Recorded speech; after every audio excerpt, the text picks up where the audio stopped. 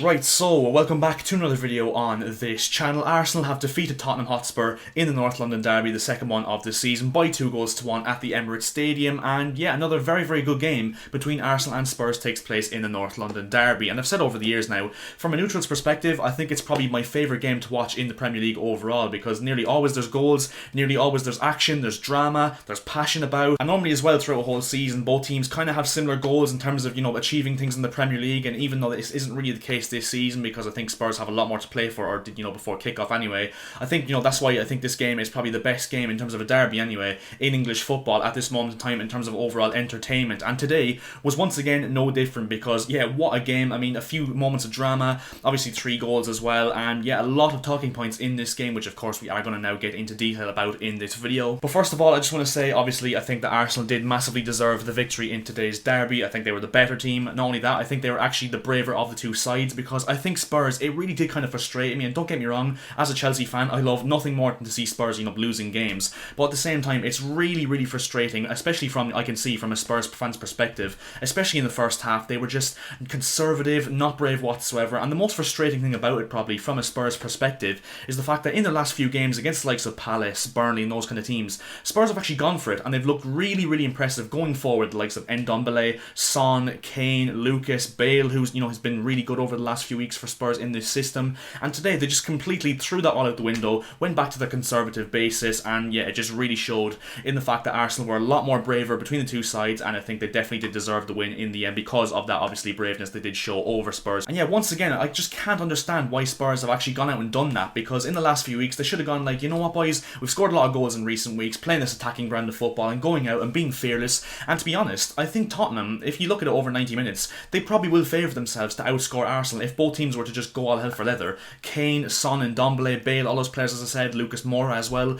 I think that Spurs probably have a better attack on paper than Arsenal, especially with the fact that Pierre-Emerick Aubameyang didn't even, play at all today. I just can't understand why Spurs haven't just gone, you know what boys, we'll go for the attack, we'll go for the broker, just try and outscore this Arsenal team. I just can't understand why they haven't done that. For some reason they just haven't done that, but it doesn't surprise me whatsoever, because of course Jose Mourinho, we understand the way he plays, and modern day football just doesn't really seem to suit him whatsoever with this conservative brand of football he does favour. But nevertheless, full credit to Arsenal. I think they massively deserved the win, not only because they were brave in their tactical approach, brave in their style of play, but also they were tenacious, aggressive, they were hungry, they had desire, they wanted the game more overall, they passed the ball really well, and yeah, overall I feel like they definitely did get their just reward with the 3 points. And another thing as well that probably really frustrates Tottenham fans is the fact that, both teams, if you look at the perspective of both teams at this moment in time, Arsenal have nothing really to play for in the Premier League. I've said it for weeks upon end now. Arsenal now are fully putting all their eggs into the Europa League basket. They won against Olympiacos in midweek, 3-1 away from home. They have absolutely nothing to play for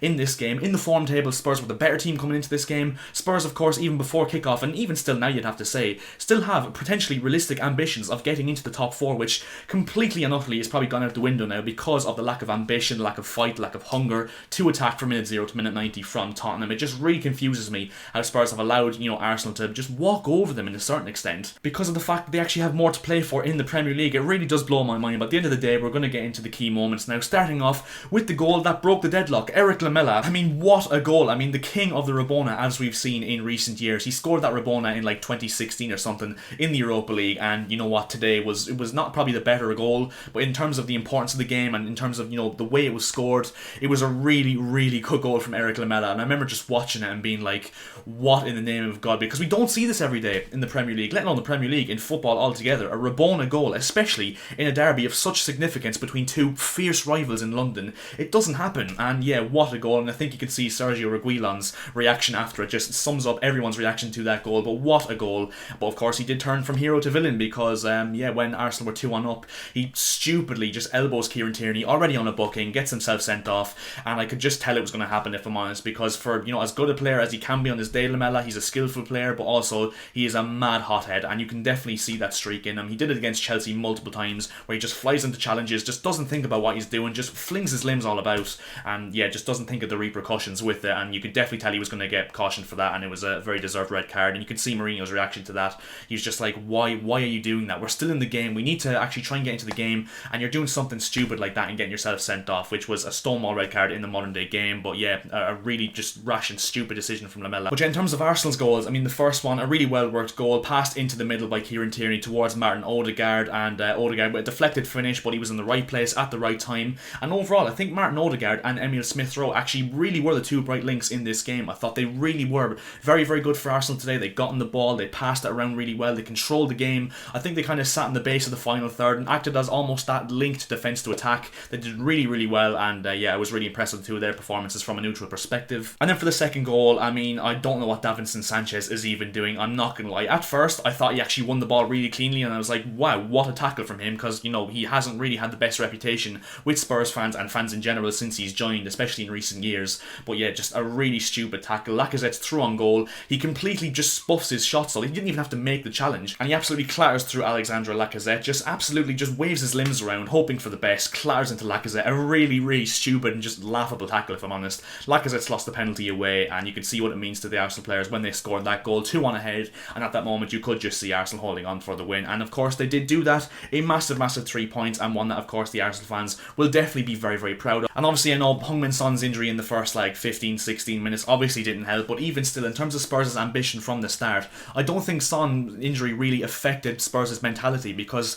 they did just still play the same way before and after Son got injured. Obviously he's a massive miss, especially on the counter-attack, because he offers that pace and that clinical edge in the final third. But even still, I mean, Arsenal lost Saka at half-time as well, which is definitely something that you have to, counter-argue that, because Bukayo Saka this season has probably undoubtedly been Arsenal's best player. So, take an eye for an eye really in terms of the two injuries. And yeah, the one thing about Spurs' performance again today is the fact that Harry Kane, once again, when Spurs play like this and when, it doesn't work out, Harry Kane is completely and utterly useless, simply because of the fact he can't get into the game. He's so isolated up front, especially when Son is injured as well, and that was the main thing I just couldn't understand. Is you have your best player, probably the best striker in the league, the most complete striker in the league, for 100%. You have him just completely isolated. He couldn't get into the game, and yeah, the only real danger he caused was from a free kick in the 80-something minute, which just goes to show, how isolated he was and how little he was utilised, if I'm honest. But yeah, overall, I mean, Arsenal completely controlled possession, completely controlled the game from start to finish. I thought Kieran Tierney once again was really, really good. I really like Tierney's energy levels. You can tell he fights for the shirt. He wears his heart in his sleeve. A brilliant, brilliant performance from him attacking down that left back. And to be honest, if you look at the average positions